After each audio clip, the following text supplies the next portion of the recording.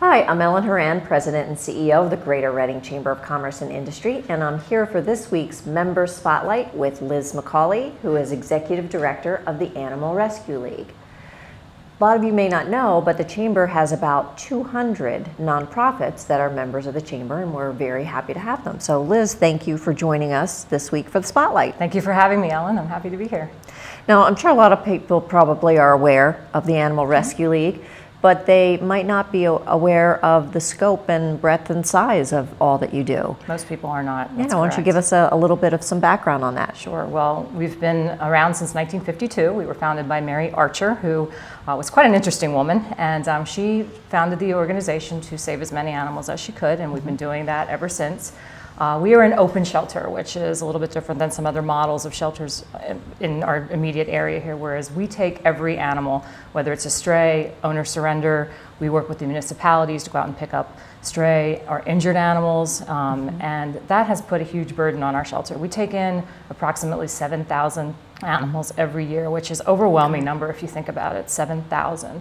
Month alone, in the month of July, we took in 489 cats. Oh, wow. Picture that. I mean, it's an overwhelming task. And we do a great job of finding homes for as many of those animals as we can. I mean, we can't save them all. Some are not in good health condition.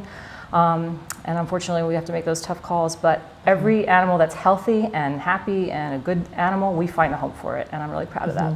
Good. Now, you mentioned you have 7,000 in a year. How many do you have space for at any given time? Okay, we have approximately space for 60 dogs and about 100 cats. Okay. And with all those cats that came in this summer, we made room everywhere. We had them in our education room.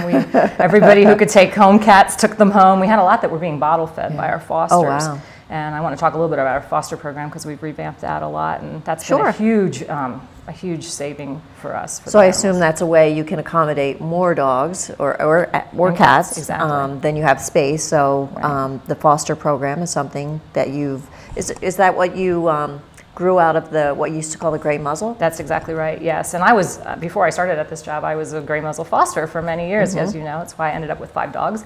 But hazard of the job, exactly. or the passion. Exactly. But what I started to see, and as I got more and more involved with the organization, and as I eventually became executive director, is that the program was so much more than just helping old and senior dogs. And cats, absolutely, we get those out into the homes, so they're not sitting in the shelter, because usually an older dog is very stressed at the shelter. However, that program has evolved into saving all dogs and cats of all ages. I fostered, and you'll appreciate this because you had one, I believe. I fostered a Jack Russell Terrier a couple of weeks ago, and she was only a year old. Her name was Pippa, and she was cowering in the kennel, and she was shaking, and she was snarling. I'm like, you're never going to get adopted like that. And I took her in my office. She was a different dog. I took her home. She became a wonderful dog, and she found a wonderful family that loves Jack Russell. So, yeah, they are adorable. They are. We saved two dogs with parvo through this program. Which is a very deadly disease for puppies, and we were able to quarantine them and save them. Very expensive, but we were able to do it through this program. And a dog that had a major operation that they needed on its face, and all are doing fantastic. Yeah. And the way we've rebranded it is called the ARL Angels, rather than just the gray muzzle. So is this an area where you're looking for some volunteers? Absolutely. We look for volunteers in every aspect of the shelter, because we have over 100, and as you know from the chamber, it's the same situation. We couldn't do what we do without volunteers. It's the most important thing. And we are always looking for foster families to take these animals into their homes, and we're always looking for people to come walk dogs. We're looking for folks to help us at events. We never turn down help. Yeah. In fact, I remember when one of my daughters was in high school, she wanted to do the walking the dogs or playing with the cats. They also had recommended that, just to come in and socialize with the cats, and that was her high school, charitable work that she needed to do. It's pretty neat. For you to be able to pursue this mission, you have operations. You need to operate like a business. You need revenue. Right. Talk to us about your business model. Sure. Well, we probably one of the biggest misconceptions is that we get a very small portion of our budget from municipalities and from any kind of government funding. Very small portion. We do have a contract with the City of Reading, which is probably our largest contract, but it's really a drop in the bucket when you look at overall expenses of what it takes to take care of 7,000 animals. So basically our money comes from donors, very generous donors, and we've had quite a few bequests over the years that are helpful, but literally every month, you know, it's a struggle to make ends meet with our shelter. But as an open shelter, we expect that, and we're fortunate. We have very generous people here in Berks County who help us out. Right. So is that through your events or annual giving or all Everything. of the above? Everything. We do an annual appeal, which is out there right now with our latest newsletter. We have our huge gala coming up. It's our biggest fundraiser of the year. We do a lot of fundraisers, but the gala is definitely our most, our largest and our most successful. This year it's November 7th. It's at the Crown Plaza, and we went with a really casual theme this year, which I'm really excited about. It's actually rockin' country. You don't have to wear your black tie and your suits and your dresses. You can wear your cowboy boots and your cowboy hat, and we have a really great rock and country band. We have a bull riding machine, so that should be interesting. That should be fun. Not for me, but yeah, it's going to be a lot of fun. And we're going to do country line dancing, and then of course we have our live auction, and we have a lot of raffle prizes, and we do usually an appeal for one of our funds in need, which this year it's going to be the ARL Angels. Very good. Yeah. So on an annual basis, what is it that you look to raise to be able to keep your operations going? This particular event, we try to raise about $65,000 to $70,000.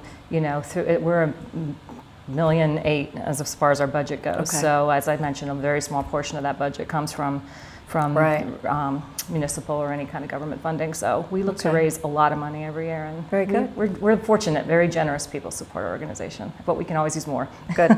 So giving is an area where people can be helpful, and the other volunteer opportunities you mentioned, walking animals, taking in fosters, any other areas you'd like to?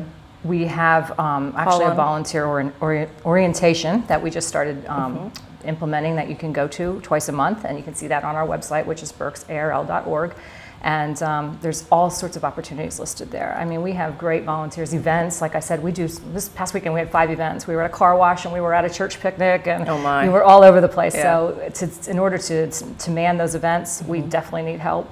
And just anything that we can have you do around our organization. 10 acres, so there's a lot to do. Great. Well, you know, I know it's a wonderful organization, and like most of our nonprofits are very well run. You do have a board of directors, but it also takes leadership on the staff side. So what have you found to be helpful in getting acclimated to running an organization?